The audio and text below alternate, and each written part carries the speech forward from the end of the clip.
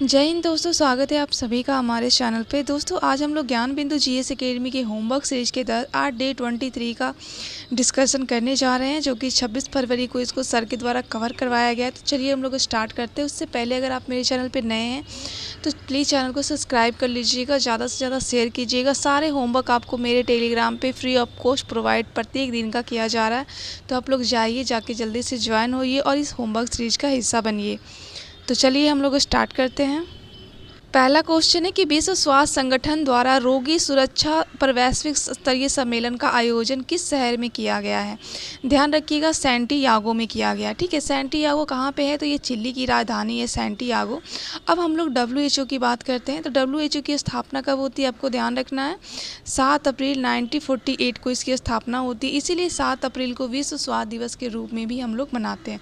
बात यहाँ पे हम चिली की करते हैं ना, तो आपको 2-3 फैक्ट ध्यान रखना है, जैसे कि आटाकामा मरुस्थल कहाँ पे है, तो वो चिली में अवस्थित है। चुक्की माता की खाने कहाँ पे अवस्थित है, चिली में, जो कि तांबा के लिए काफ़ी ज़्यादा फेमस है। ठीक है, वहीं पे अगर आपको उस पाल्टा दर्रा पूछा जाएगा ना, तो वो भी चिली में है, जो कि एंडीज पर्वत का क्या है, एक पार्ट है। ठीक है, तो इतने फैक्ट आपको चिली से ध्यान रखने हैं। नेक्स्ट क्वेश्चन है कि पूर्वोत्तर भारत का पहला प्राकृतिक चिकित्सालय कहाँ पे खोला गया। ध्यान रखिएगा, पूर्वोत्तर भारत पूछा गया है ना, मतलब भारत का पूर्वोत्तर वाला जो एरिया है ना, वहाँ पे पहला प्राकृतिक चिकित्सा खोला गया है, जो कि असम के डिब्रूगढ़ में खोला गया। देखिए, अगर हम लोग असम की बात करते हैं ना, तो असम में ही क्या है कि असम में का एक सचिवालय है, मतलब असम का जो सचिवालय है ना, वो 100% सोलर से संचालित होने वाला भारत का पहला सचिवालय बन चुका है असम। तो उसे भी ध्यान रखिएगा। असम से आपको एक फैक्ट और ध्यान रखना है, मानस नेशनल पार्क का अभी हाल ही में विघटन कर दिया गया, मतलब इसको तोड़ दिया गया और एक नया नेशनल पार्क बनाया गया, रायमोना नेशनल पार्क। ठीक है, तो ये कहाँ पे है, तो वो भी असम में ही है, जो कि मानस नेशनल पार्क का ही एक पार्ट है। ठीक है, तो उसे ध्यान में आपको रखना है। नेक्स्ट क्वेश्चन है कि हाल ही में लॉन्च की गई भारत की पहली स्वदेशी एंटीबायोटिक दवा कौन सी है। ध्यान रखिएगा, नेफ्रिथ्रोमाइसिन, ये भी हाल ही में लॉन्च किया गया है। और बात करते हैं पृथ्वी पे पहला एंटीबायोटिक दवा कौन लॉन्च किया गया था। ध्यान रखिएगा, पेनिसिलिन। और इसकी खोज किसने करा था, तो एलेक्जेंडर फ्लेमिंग ने करा था। ये काफ़ी बार एग्जाम में पूछा गया है क्वेश्चन दोस्तों, तो इसे आप लोग रट जाइएगा, काफ़ी ज़्यादा पूछा गया है ये क्वेश्चन एग्जाम में। नेक्स्ट क्वेश्चन है कि हाल ही में भारत में जैवक नामक टीके की खोज की गई है, यह किस बीमारी के लिए सहायक है। ध्यान रखिएगा, ये टाइफाइड के लिए सहायक है। अगर बात हम लोग टाइफाइड की करते हैं, तो टाइफाइड एक प्रकार का जीवाणु वाला रोग है। ठीक है, जीवाणु के द्वारा जो भी रोग होते हैं या फिर माइक्रो ऑर्गेनिज्म के द्वारा जो भी रोग होते हैं ना, वो संक्रामक होते हैं, वो एक दूसरे में वो संक्रमित हो जाते हैं। ठीक है, तो उसे ध्यान रखिएगा। ये टाइफाइड किसके द्वारा होता है, ध्यान रखिएगा, साल्मोनेला टाइफी बैक्टीरिया के द्वारा होता है। इसमें जो है ना, वो आंत को प्रभावित करता है। इसे भी ध्यान रखिए, एग्जाम में पूछा गया है कि टाइफाइड किसको इफेक्ट करता है, तो आंत को इफेक्ट करता है, इसीलिए इसको आंत वाला बुखार भी कहा जाता है। ठीक है, इसके लिए एक टेस्ट होता है, बिड्डल टेस्ट। तो ये टेस्ट का नाम भी ध्यान रखिएगा, काफ़ी ज़्यादा इंपॉर्टेंट है ये रोग वाला टॉपिक में, ये क्वेश्चन तो आपसे बनेगा ही बनेगा। नेक्स्ट क्वेश्चन है कि भारत में कुल पंजीकृत बायो बैंक की संख्या कितनी है, जो कैंसर कोशिकाओं और ऊतकों सहित कई जैविक नमूनों का भंडार करते हैं। ध्यान रखिएगा, ये टोटल 19 है। अगर हम लोग बात करते हैं कि भारत का 10,000वां अमृत इंडिया केंद्र कौन सा हो जाएगा, तो ध्यान रखिएगा, झारखंड का देवगढ़ हो जाएगा। ठीक है, वहाँ पे इसको बनाया गया है, तो ये फैक्ट भी ध्यान रखिएगा। नेक्स्ट क्वेश्चन है कि भारत सरकार की देश के ग्रामीण और वंचित क्षेत्रों में दूर संचार की कनेक्टिविटी बढ़ाने के लिए शुरू की गई योजना कौन सी है।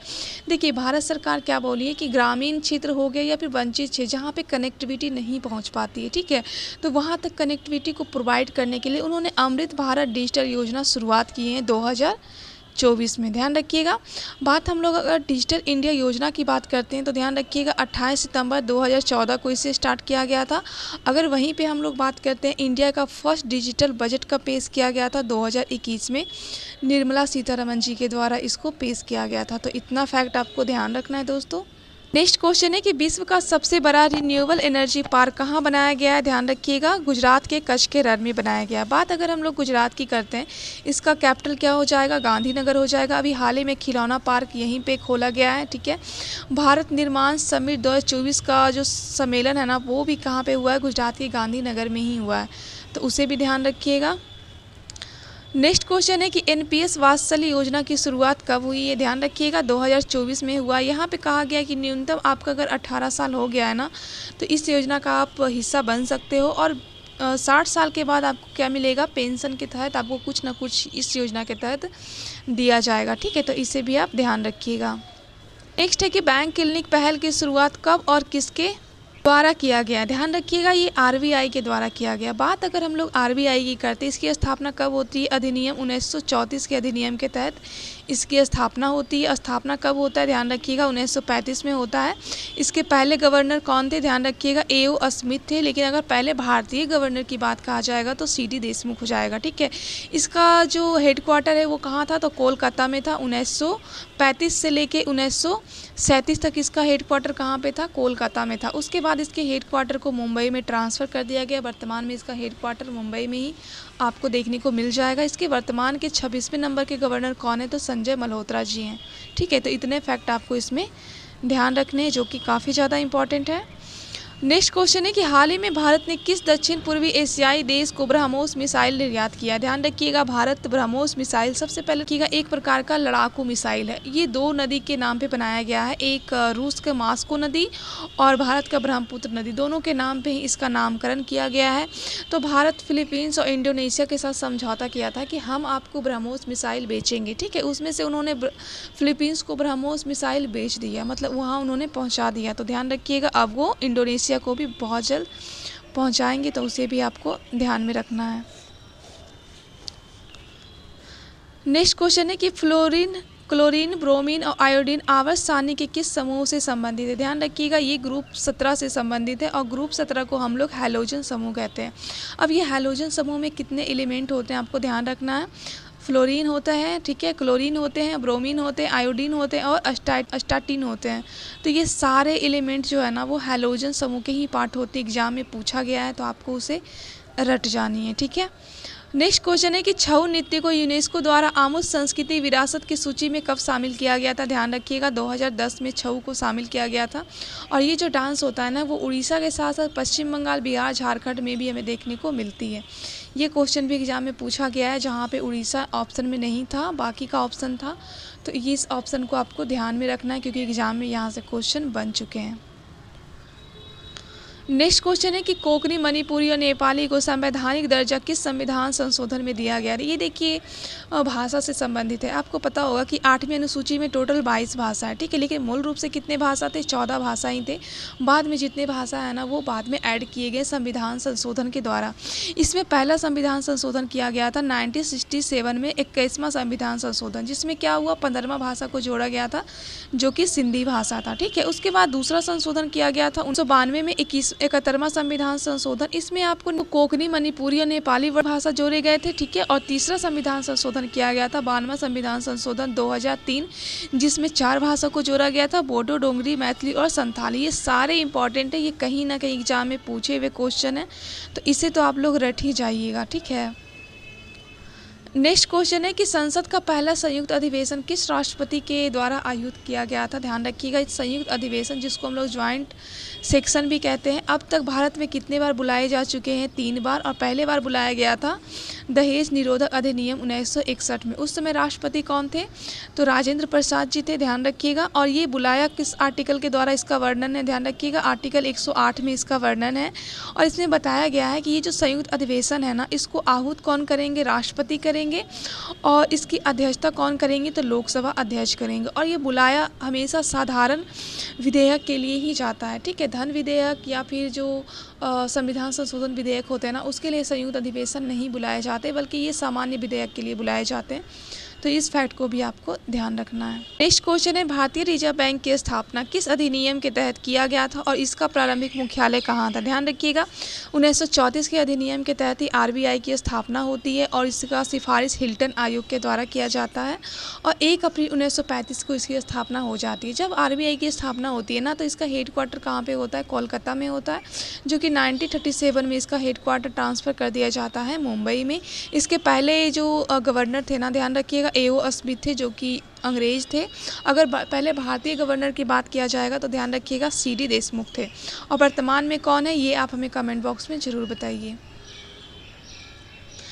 नेक्स्ट क्वेश्चन है कि गंगा नदी में बाएं की ओर से मिलने वाली सबसे बड़ी सहायक नदी कौन सी है और यह गंगा में किस स्थान पे मिलती है। ध्यान रखिएगा, घाघरा मिलती है जो कि बाएं की ओर से मिलने वाली सबसे बड़ी नदी है। घाघरा नदी का उद्गम जो है ना वो तिब्बत के माप चांगचुंगो ग्लेशियर से है जो कि छपरा के पास जाती है और ये गंगा नदी में मिल जाती है। तो ये आपको ध्यान रखना है, काफ़ी ज़्यादा इम्पॉर्टेंट है ये।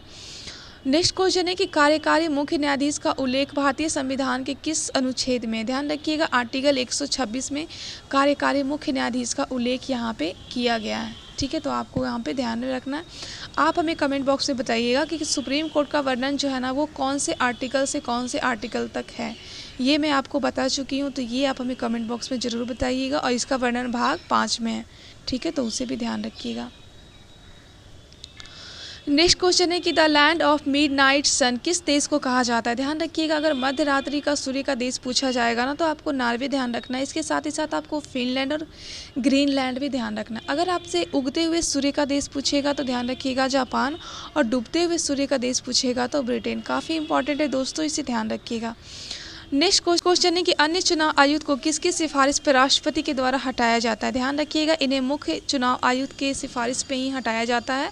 जब मुख्य चुनाव आयुक्त राष्ट्रपति को कहते हैं कि जाइए उन्हें हटा दीजिए तो उनके सिफारिश पर राष्ट्रपति इनको हटा देते हैं।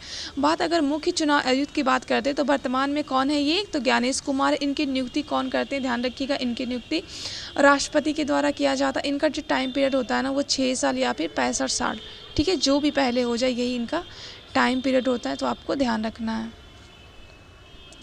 नेक्स्ट क्वेश्चन है कि चिकन पॉक्स छोटी माता किस वायरस के संक्रमण से होने वाली बीमारी है। यहाँ पे चिकन पॉक्स हटा लीजिए क्योंकि चिकन पॉक्स मतलब बड़ी माता होती है। तो यहाँ पे छोटी माता पूछा हुआ है ना, तो आपको ध्यान रखना है बैरिसेला वायरस। अगर आपको चिकन पॉक्स या बड़ी माता पूछेगा तो बैरिओला। ठीक है, तो बैरिसेला और बैरिओला दोनों वायरस आपको ध्यान में यहाँ पे रखना है। नेक्स्ट क्वेश्चन है कि यदि किसी विलियन में हाइड्रोजन आयन की सांद्रता को हम लोग बढ़ा देते हैं तो पीएच पे क्या इफेक्ट पड़ेगा। ध्यान रखिएगा, हाइड्रोजन आयन का जब भी हम लोग सांद्रता को बढ़ाते हैं ना तो ये क्या हो जाएगा, घटेगा। और जब ये घटेगा तो क्या हो जाएगा, पीएच मान यहाँ पे ये अम्लीय हो जाएगा, ज़्यादा से ज़्यादा ये अम्लीय हो जाएगा। ठीक है, अगर हम लोग बात करते हैं कि अगर हाइड्रोजन आयन की जो सांद्रता अगर हमने घटा दिया तो पीएच मान यहाँ पे क्या हो जाएगा, बढ़ जाएगा। और ये अम्ल से कहाँ चल जाएगा, क्षार की तरफ चल जाएगा। क्षार का क्या होता है, OH माइनस होता है। ठीक है, OH माइनस जो है वो क्षार के लिए होता है, तो ध्यान रखिएगा उसे भी। नेक्स्ट क्वेश्चन है कि हेपेटाइटिस रोग मानव शरीर के किस अंग को प्रभावित करती है। ध्यान रखिएगा, हेपेटाइटिस जो रोग होता है ना वो यकृत को प्रभावित करती है और ये वायरस से होने वाला एक रोग है। और ये होता कब है, जब आप दूषित पानी या भोजन ग्रहण करते हो, अगर आप गंदे वातावरण में रहते हो तो वहाँ से आपको हेपेटाइटिस रोग हो जाता है। ठीक है, तो इसे ध्यान रखिएगा। नेक्स्ट क्वेश्चन है कि निम्नलिखित में से कौन सा रोग जीवाणु द्वारा उत्पन्न होता है। देखिए, ये जीवाणु है, ये क्या है, एक प्रकार का माइक्रो ऑर्गेनिज्म है और ये एक प्रकार का संक्रामक रोग ही फैलाएगा। तो याद रखिएगा, जीवाणु के द्वारा टाइफाइड होता है, हैजा होता है और तपेदिक होता है। काफ़ी इंपॉर्टेंट है दोस्तों, ध्यान रखिएगा। देखिए, हर एग्जाम में आपका मतलब अगर यहाँ से क्वेश्चन आए ना तो ये क्वेश्चन ज़रूर आता है कि कौन से रोग किसके द्वारा होता है। तो जीवाणु में आपको 2-3 फैक्ट और ध्यान रखना है, जैसे कि निमोनिया पूछेगा तो वो भी जीवाणु हो जाएगा, क्षय रोग या फिर टीबी पूछेगा तो वो भी जीवाणु हो जाएगा, काली खांसी ध्यान रखिएगा, कुष्ठ रोग ध्यान रखिएगा और साथ ही साथ आपको डिप्थीरिया ध्यान रखना है। ठीक है, और सिफिलिस भी आपको ध्यान रखना है। ये सभी के सभी रोग जो है ना वो बैक्टीरिया के द्वारा ही होता है। ठीक है, तो इस फैक्ट को आपको ध्यान रखना है। नेक्स्ट क्वेश्चन है कि एड्रीनेलिन हार्मोन मानव शरीर के किस ग्रंथि से स्रावित होती है। ध्यान रखिएगा, ये जो एड्रीनेलिन हार्मोन होती है ना वो एड्रिनल ग्लैंड से स्रावित होती है, मतलब निकलती है। ये एड्रिनल ग्लैंड किस तरीके का ग्लैंड है, ये एक प्रकार का अंतःस्रावी ग्लैंड है और जितने भी अंतःस्रावी ग्रंथियाँ होती है ना वो हार्मोन को ही रिलीज करती है। ठीक है, तो ये भी क्या करता है, एक प्रकार का हार्मोन ही निकालता है। तो ये जो एड्रीनेलिन जो हार्मोन है ना इसको हम लोग लडो उडो हार्मोन भी कहते हैं, इसको हम लोग आपातकालीन हार्मोन भी कहते हैं। तो इसे ध्यान रखिएगा, काफ़ी इंपॉर्टेंट है ये। और जब भी आपको डर लगता है ना तो यही हार्मोन क्या होता है, ज़्यादा एक्टिव हो जाता है, तो इसे भी ध्यान रखिएगा। नेक्स्ट क्वेश्चन है कि 16 महाजनपदों में से ऐसे महाजनपद कौन से थे जो वर्तमान में भारत सीमा में नहीं है। बल्कि 16 महाजनपद आपको पता होगा कि महाजनपद टाइम में 16 महाजनपदों का उल्लेख मिलता है। 16 ये उल्लेख कहाँ कहाँ से मिलता है आपको ध्यान रखना है। बौद्ध ग्रंथ का जो अंगुत्तर निकाय है ना वहाँ मिलता है, जैन ग्रंथ का भगवती सूत्र में, और पानी के अष्टाध्यायी में थी। तीनों फैक्ट आपको ध्यान रखनी है, ठीक है। तो देखिए भारत के बाहर 2 थे, एक कंबोज था और एक गंधार था। तो टोटल कितना बचा है? 14 बचा है। 14 में से 8 जो है ना वो यूपी में है।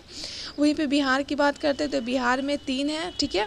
अगर राजस्थान की बात करते हैं, राजस्थान का ध्यान रखिएगा, मत्स्य जनपद जो है वो राजस्थान में है। वहीं पे मध्य प्रदेश में अवंती है और आंध्र प्रदेश में असमक है, ठीक है। तो ये सारे के सारे महाजनपद जो है ना वो इंडिया में अभी भी है, तो उसे ध्यान रखिएगा। और कंबोज और गंधार कहाँ है? तो भारत से बाहर है, और यही यहाँ पे क्वेश्चन पूछा गया था, ठीक है। क्वेश्चन है कि कौन सा हार्मोन मानव शरीर में थायराइड ग्रंथि के विकास और उसमें बनने वाले हार्मोन पर नियंत्रण रखता है? ध्यान रखिएगा, ये TSH हार्मोन है, जिसको थायराइड स्टिमुलेटिंग हार्मोन भी कहते हैं। ये निकलता कहाँ से? ध्यान रखिएगा, पिट्यूटरी ग्लैंड, जिसको अबटू ग्रंथि भी कहते हैं, वहाँ से ये हार्मोन निकलता है। और ये जो थायराइड ग्रंथि होता है ना, उसको ये कंट्रोल करता है, ठीक है। तो इसे भी आपको ध्यान रखना है। नेक्स्ट क्वेश्चन है कि संपूर्ण पृथ्वी के कितने प्रतिशत भाग पे जलमंडल का विस्तार है? देखिए अगर हम पृथ्वी की बात करते हैं तो पृथ्वी का जो 71% भाग है ना, वहाँ पे हमारा क्या है? जलमंडल है। और 29% भाग पे क्या है? हमारा भूमि है, ठीक है। तो उसे ध्यान रखिएगा। नेक्स्ट क्वेश्चन है कि कालाहारी मरुस्थल का विस्तार अफ्रीका के किन देशों में है? सबसे पहले तो क्वेश्चन आपसे पूछा जाएगा कि कालाहारी मरुस्थल किस महाद्वीप में है? तो ध्यान रखिएगा ये अफ्रीका में है। अफ्रीका का जो ये पार्ट है, जैसे कि आप ये अफ्रीका मान लो, तो अफ्रीका का ये जो दक्षिण पश्चिम वाला जो एरिया है ना, वहाँ पे ये अवस्थित है, ठीक है, दक्षिण पश्चिम वाले भाग में। तो ये बोत्सवाना, नामीबिया और दक्षिण अफ्रीका 3 देशों में इसका विस्तार है। अगर हम लोग कालाहारी मरुस्थल की बात करते हैं तो ये एक प्रकार का गर्म मरुस्थल है अफ्रीका का, जो कि अफ्रीका के दक्षिण में अवस्थित है। और यहाँ पे कुछ जनजातियाँ पाई जाती है, जो कि एग्जाम में पूछा गया है। उसका नाम ध्यान रखिएगा, बुशमैन, ठीक है, बुशमैन ध्यान रखिएगा। अगर हम लोग अफ्रीका के उत्तरी मरुस्थल की बात करते हैं तो वो भी ध्यान रखिएगा, सहारा मरुस्थल, जो भी एक प्रकार का गर्म मरुस्थल है। और यहाँ की जनजाति का नाम है बद्दू, ठीक है। तो इसको भी आपको ध्यान में रखना है।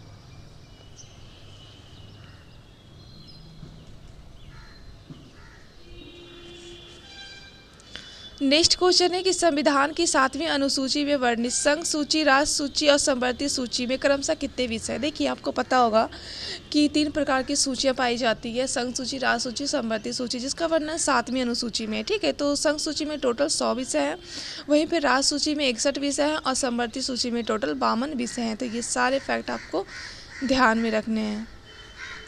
नेक्स्ट क्वेश्चन है कि राष्ट्रीय विकास परिषद की स्थापना कब किया गया था और इसकी अध्यक्षता कौन करते? देखिए ध्यान रखिएगा, ये जो राष्ट्रीय विकास परिषद है ना, इसकी स्थापना 1952 में किया गया था। इसकी अध्यक्षता प्रधानमंत्री के द्वारा किया जाता है। इसका कार्य क्या होता है? देखिए भारत में किसी भी तरह का अगर राष्ट्रीय योजना आता है ना, तो उसका अनुमोदन यही करते हैं, राष्ट्रीय विकास परिषद ही करते हैं। तो इनका ये इम्पॉर्टेंट कार्य है, तो आपको इसे ध्यान में रखना है, ठीक है। नेक्स्ट क्वेश्चन है कि कर्मा नृत्य का संबंध किस आदिवासी जनजाति से है? ध्यान रखिएगा, कर्मा नृत्य जो है ना वो उड़ाव जनजाति से इसका संबंध है। तो आप हमें कमेंट बॉक्स से बताइएगा कि कर्मा नृत्य किस किस राज्य में मनाया जाता है, ठीक है। कमेंट आप ज़रूर कीजिएगा। नेक्स्ट क्वेश्चन है कि उस पाल्टा दर्रा का संबंध किस पर्वत से है? तो ध्यान रखिएगा, एंडीज पर्वत, जो कि दक्षिणी अमेरिका पे है। देखिए यहाँ पे आपको उत्तरी अमेरिका और यहाँ पे आपको दक्षिणी अमेरिका। उत्तरी अमेरिका से आपसे पूछा जाएगा कि रॉकी पर्वत कहाँ पे है? ध्यान रखिएगा, ये उत्तरी अमेरिका में हो जाएगा। अगर आपसे एंडीज पर्वत पूछा जाएगा तो आपको ध्यान रखना है ये दक्षिणी अफ्रीका में हो जाएगा। ये सारे क्वेश्चन एग्जाम में आए हुए हैं दोस्तों, तो इसे ध्यान रखिएगा। नेक्स्ट क्वेश्चन है काकेशस पर्वत श्रेणी का विस्तार किन देशों में है? ध्यान रखिएगा, ये जो काकेशस पर्वत है ना, सबसे पहले इसका लोकेशन आप ध्यान रखिएगा। ये यहाँ पे कैस्पेशियन सागर हो जाएगा, ठीक है। यहाँ पे ये काला सागर हो जाएगा। ये दोनों को जोड़ने वाले जो पर्वत है ना, यही कौन है? काकेशस पर्वत है। तो इसका विस्तार रूस में भी है, आर्मेनिया में भी है, जॉर्जिया और अजरबैजान, ये सब में है। तो ये सब आपको ध्यान रखना है। नेक्स्ट क्वेश्चन है कि सन 1530 में केरल के कालीकट में पहले पुर्तगाली कारखाने की स्थापना किसके नेतृत्व में किया गया था? ध्यान रखिएगा, पेट्रो अल्बरेक के द्वारा किया गया था, लेकिन ये 1503 में किया गया था। आपको पता होगा कि पुर्तगालियों ने केरल के कालीकट में पहला कारखाना कब खोला था? 1503 में ही खोले थे। और सबसे पहले पुर्तगाली भारत की खोज किसने किया था? तो वास्को डिगामा जी ने करा था। जब वो कालीकट के पास आते हैं, यहाँ पे जमोरियन का शासन होता है, जिन्होंने इनका काफ़ी ज़्यादा स्वागत किया था। उसके बाद ये फिर लौट जाते हैं और यहाँ से ये काली मिर्च और मसाले लेके जाते हैं, जो कि यूरोप में ये 60 गुना ज़्यादा मुनाफा कमाते हैं बेच के, ठीक है। तो उसे भी ध्यान रखिएगा। नेक्स्ट क्वेश्चन है कि ओलंपिक में पदक प्राप्त करता प्रथम भारतीय महिला कौन है। ध्यान रखिएगा, सिडनी का 2000 का ओलंपिक हुआ था, वहाँ पे कर्णम मल्लेश्वरी जी ने सबसे पहला भारतीय महिला ओलंपिक में पदक प्राप्त किया था और इनका संबंध किससे था, भारोत्तोलक से था। ठीक है, तो उससे भी ध्यान रखिएगा। नेक्स्ट क्वेश्चन है कि संविधान का कौन सा अनुच्छेद वह प्रावधान करता है कि भारत का एक उपराष्ट्रपति होगा। ध्यान रखिएगा, आर्टिकल 63 में बताया गया है कि भारत का एक उपराष्ट्रपति होगा, तो उसका वर्णन किस में है, तो 63 में। अब ये देखिए, ये जो उपराष्ट्रपति होते हैं ना, इनका चुनाव कैसे किया जाता है, एक निर्वाचन मंडल के द्वारा इनका चुनाव किया जाता है। इनके निर्वाचन मंडल में कौन कौन होते हैं, लोकसभा राज्यसभा के सभी सदस्य इनमें भाग लेते हैं इनके निर्वाचन मंडल में। ठीक है, और इनका चुनाव कैसे होता है, तो एकल संक्रमणीय मत के द्वारा अनुपातिक प्रतिनिधि के द्वारा अप्रत्यक्ष रूप से इनका भी चुनाव किया जाता है, तो उसे भी आपको ध्यान रखना है। नेक्स्ट क्वेश्चन है कि राज्यसभा के सत्रों की अध्यक्षता किसके द्वारा किया जाता है। ध्यान रखिएगा, यहाँ पे उपराष्ट्रपति होगा। उपराष्ट्रपति और सभापति, उपराष्ट्रपति ही राज्यसभा के सभापति के रूप में कार्य करते हैं। जब वो राष्ट्रपति का पद नहीं रहता है ना, तब उपराष्ट्रपति का पद जो सक्रिय हो जाता है, राष्ट्रपति के रूप में वो कार्य करते हैं। उस परिस्थिति में वो राज्यसभा के सभापति के रूप में कार्य नहीं करते हैं। ठीक है, तो इसे भी आप ध्यान रखिएगा। तो इसकी अध्यक्षता कौन करेंगे, तो सभापति करेंगे या फिर उपराष्ट्रपति करेंगे। ठीक है। नेक्स्ट क्वेश्चन है कि संविधान के किस अनुच्छेद के तहत राष्ट्रपति की मृत्यु त्यागपत्र हटाए जाने के संबंध में रिक्त स्थानों पर उपराष्ट्रपति के राष्ट्रपति के रूप में कार्य करने की शक्ति है। देखिए, यहाँ पे उपराष्ट्रपति कार्यवाहक राष्ट्रपति के रूप में कब कार्य कर सकते हैं, आर्टिकल 65 के द्वारा कर सकते हैं। जब राष्ट्रपति की अचानक से मृत्यु हो जाए या फिर अचानक से उनको पद से हटाया जाए, तो उस परिस्थिति में क्या होगा, उपराष्ट्रपति राष्ट्रपति के कार्यवाहक रूप के रूप में ये कार्य करेंगे। ठीक है, तो उसे ध्यान रखिएगा। और राज्यसभा का वर्णन किस में, ध्यान रखिएगा, आर्टिकल 80 में राज्यसभा का वर्णन है। भारत का सर्वोच्च संस्था कौन सा है, तो वो राज्यसभा, जो कि कभी भी विघटित नहीं होती है, तो उसे भी ध्यान रखिएगा। नेक्स्ट क्वेश्चन है कि भारत के उपराष्ट्रपति को हटाए जाने का प्रस्ताव कहाँ पे लाया जाता है। देखिए, जब भी उपराष्ट्रपति को हटाना होता है ना, तो उसके संबंध में जो भी प्रस्ताव होते हैं वो राज्यसभा में ही लाए जाते हैं और राज्यसभा उसे 2/3 बहुमत से क्या होती है, उसको पास करती है। सबसे पहले हम लोग राज्यसभा में भेजेंगे, वहाँ से 2/3 बहुमत से पास होता है। उसके बाद ये लोकसभा में जाता है। लोकसभा में क्या होता है, साधारण बहुमत से यहाँ पे पारित होता है। तो इस फैक्ट को भी आपको ध्यान में रखना है दोस्तों। नेक्स्ट क्वेश्चन है कि उपराष्ट्रपति के चुनाव के संबंध में जो भी प्रश्नों और विवाद होते हैं कि जांच और अंतिम निर्णय किसके द्वारा लिया जाता है। ध्यान रखिएगा, जब भी राष्ट्रपति का चुनाव हो या फिर उपराष्ट्रपति का चुनाव, इन दोनों के चुनाव में जो भी प्रॉब्लम्स होते हैं ना, उसका निपटान सुप्रीम कोर्ट करते हैं आर्टिकल 71 के थ्रू। ठीक है, तो इसे ध्यान रखिएगा।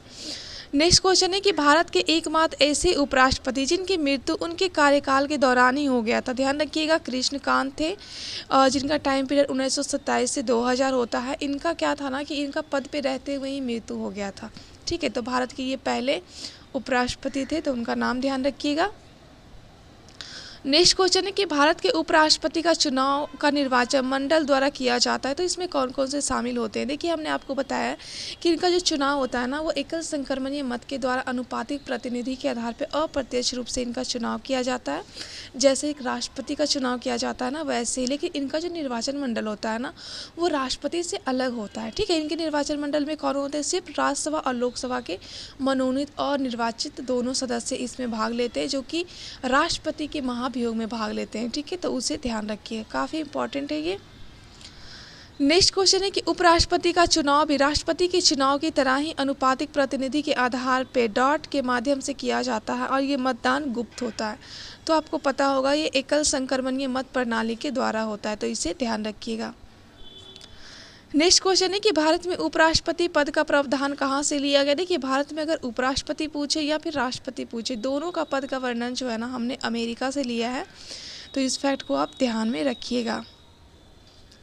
नेक्स्ट क्वेश्चन है कि भारत के कौन से ऐसे उपराष्ट्रपति थे जिनका कार्यकाल पूरा होने से पहले वो राष्ट्रपति चुन गए थे। देखिए, कौन से ऐसे राष्ट्रपति थे जिनका टाइम पीरियड भी पूरा भी नहीं हुआ था और ये राष्ट्रपति बन गए थे। दो नाम ध्यान रखिएगा, एक बीवी गिरी थे और एक आर वेंकट रमनिये थे, तो दोनों का नाम आपको ध्यान रखना है। नेक्स्ट क्वेश्चन है कि पृथ्वी का वह संकीर्ण क्षेत्र जहां स्थल, जल और वायु मिलकर जीवन को समस्त बनाते हैं। आपको ध्यान रखना है, ये आपका स्थल मंडल हो गया, ये जल मंडल हो गया और ये क्या हो गया, वायुमंडल हो गया। देखिए, जहाँ पे तीनों मिलते हैं ना, इस एरिया में तीनों मिलते हैं, इसको हम लोग क्या कहते हैं, जैव मंडल कहते हैं। और जैव मंडल में ही जीवन संभव हो पाता है, क्योंकि यहाँ पे हमें स्थल भी देखने को मिलता है, जल भी देखने को मिलता है और वायु भी देखने को मिलता है। और एक जीवन के लिए क्या चाहिए, स्थल जल वायु तीनों का तीनों चाहिए ना जीवन जीने के लिए, इसीलिए जैव मंडल में ही जीवन ज़्यादा संपन्न हो पाता है। तो ध्यान रखिएगा उसे। नेक्स्ट क्वेश्चन है कि भारत के सार्वधिक क्षेत्र पर किस प्रकार के वन पाए जाते हैं, आपको ध्यान रखना है। उष्णकटिबंधीय पर्णपाती वन पाए जाते हैं और इसके लिए न्यूनतम वर्षा कितना नेसेसरी है, तो 100 सेंटीमीटर। ठीक है, तो इसे ध्यान रखिएगा दोस्तों।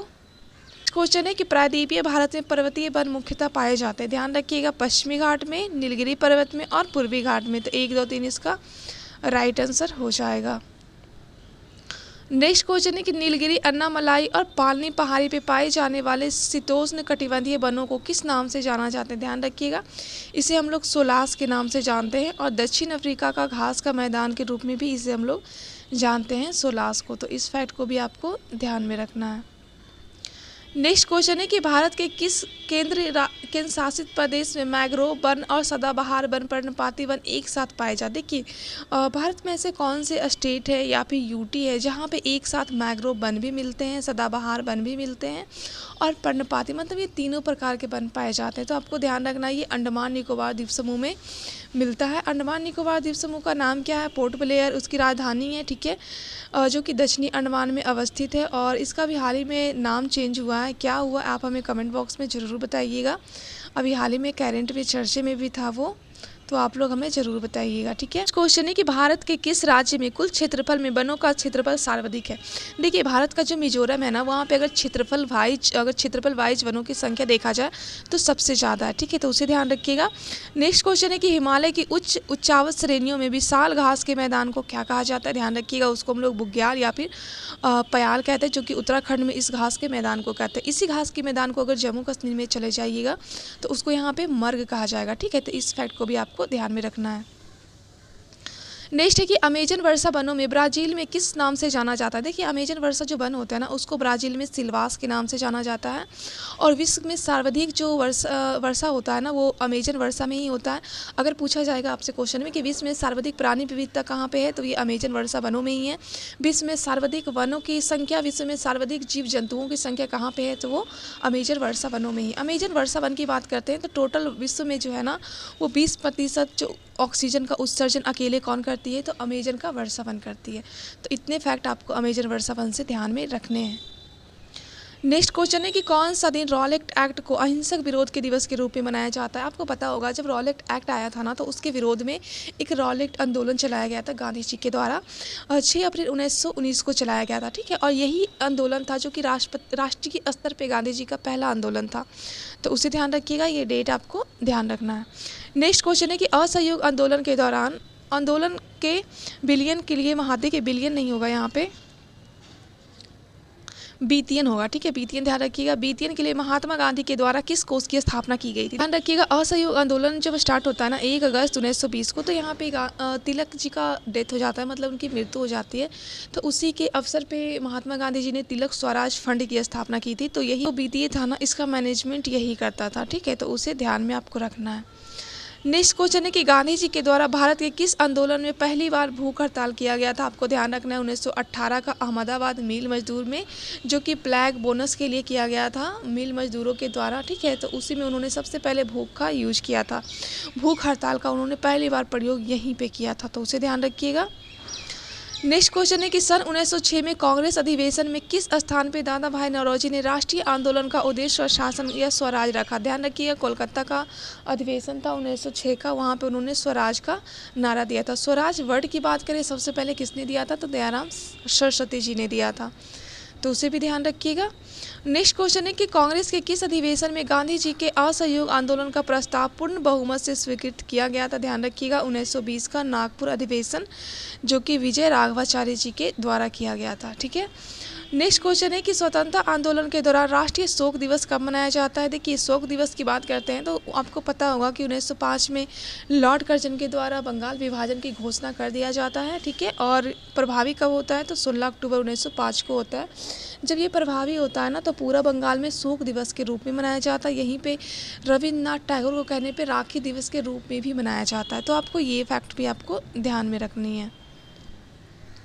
नेक्स्ट क्वेश्चन है कि सन 1916 में मुस्लिम लीग और कांग्रेस के बीच समझौता हुआ था, किसने करवाया था। आपको ध्यान रखना है कि 1916 का जो लखनऊ समझौता था ना, उसको लखनऊ पैक्ट के नाम से जाना जाता है, क्योंकि यहाँ पे मुस्लिम लीग और जो कांग्रेस थे ना, दोनों के बीच में सहयोग होता है, ठीक है। तो ये मदन मोहन मालवीय के सहयोग से इसको करवाया जाता है। नेक्स्ट क्वेश्चन है कि हिंदू मुस्लिम के लिए अलग निर्वाचन मंडल का प्रावधान किस अधिनियम में किया गया था। आपको ध्यान रखना है, मार्ले मिल्टो अधिनियम 1909 के तहत किया गया था। देखिए, यहाँ पे जो मुसलमान थे ना, उन्होंने प्रत्यक्ष निर्वाचन की मांग कब की थी तो एक मुस्लिम लीग का एक अधिवेशन होता है अमृतसर में 1908 का अधिवेशन, उसमें उन्होंने कहा था कि हमें अलग निर्वाचन, मतलब हमको सांप्रदायिक निर्वाचन की मांग उन्होंने किया था, तो उसे भी ध्यान रखिएगा। नेक्स्ट क्वेश्चन है कि पूना सार्वजनिक सभा की स्थापना कब और किसके द्वारा किया गया था। तो ये एम.जी. रनाडे के द्वारा किया गया था, 1870 में महाराष्ट्र के पुणे में किया गया था। और यही सार्वजनिक सभा थी जिन्होंने 1875 या फिर 76 में वो ब्रिटिश जो संसद था ना, वहाँ पे उन्होंने प्रत्यक्ष निर्वाचन की मांग की थी भारतीयों के लिए, तो उसे भी ध्यान रखिएगा। नेक्स्ट है कि लंदन इंडिया सोसाइटी और ईस्ट इंडिया एसोसिएशन की स्थापना किसके द्वारा किया गया था। तो ये दादा भाई नौरोजी जी के द्वारा किया गया था, ठीक है।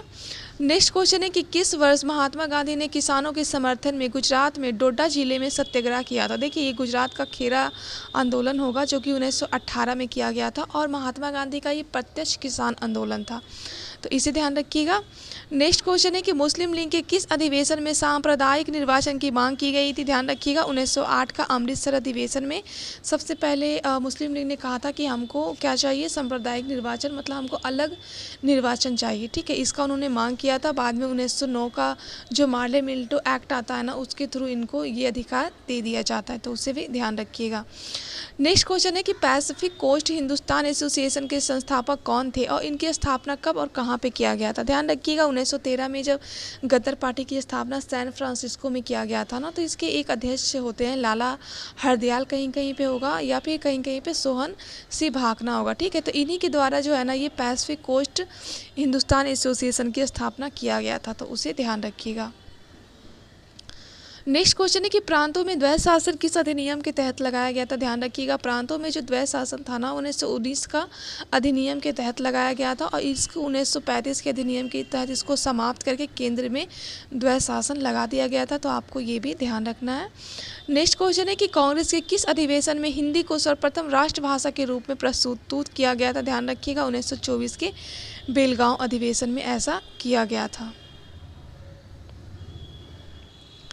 नेक्स्ट क्वेश्चन है कि स्वतंत्रता संग्राम में किस क्रांतिकारी को 14 वर्ष की उम्र में ही फांसी की सजा दे दी गई थी। तो आपको ध्यान रखना है, खुदीराम बोस। नेक्स्ट क्वेश्चन है कि अभिनव भारत नाम से क्रांतिकारी के एक गुप्त संगठन का निर्माण किसके द्वारा किया गया था। ध्यान रखिएगा, 1904 में बी.डी. सावरकर के द्वारा अभिनव भारत नाम का एक क्रांतिकारी एक गुप्त संगठन का उन्होंने निर्माण किया था। नेक्स्ट क्वेश्चन है कि भारतीय विश्वविद्यालय अधिनियम कब और किस गवर्नर जनरल के टाइम पीरियड पे आया था। ध्यान रखिएगा, 1904 में लॉर्ड कर्जन के टाइम में आया था। कर्जन ही थे जिनके टाइम में 1905 में बंगाल विभाजन किया गया था, तो उसे भी आपको ध्यान रखना है। नेक्स्ट क्वेश्चन है कि न्यू इंडिया और कॉमनवेल्थ किसके द्वारा लिखा गया था। देखिए, ये न्यूज़पेपर था, एनी बेसेंट के द्वारा लिखा गया था, और एनी बेसेंट ही पहली भारतीय महिला थी जिन्होंने कांग्रेस का अधिवेशन किया था। 1917 का कलकत्ता अधिवेशन इनके द्वारा किया गया था। नेक्स्ट क्वेश्चन है कि दिसंबर 1917 में कलकत्ता अधिवेशन की अध्यक्षता एनी बेसेंट के द्वारा किया गया था। तो एनी बेसेंट को अध्यक्ष बनाने संबंधी प्रस्ताव किनके द्वारा लाया गया था। ध्यान रखिएगा, ये तिलक के द्वारा लाया गया था, ठीक है। और एनी बेसेंट और तिलक ने मिलकर होम रूल लीग की स्थापना भी की थी, तो ये फैक्ट भी आपको ध्यान रखना है। नेक्स्ट क्वेश्चन है कि वॉलीबॉल में खिलाड़ियों की संख्या कितनी होती है। ध्यान रखिएगा, 6 होती है। नेक्स्ट क्वेश्चन है कि रग्बी फुटबॉल में खिलाड़ियों की संख्या कितनी होती है। आपको ध्यान रखना है कि 15 होती है। दोस्तों, यहाँ पे मैंने आपका 75 क्वेश्चन कवर करवा दिया है। तो आपको ये वीडियो कैसा लगा कमेंट बॉक्स में ज़रूर बताइएगा, और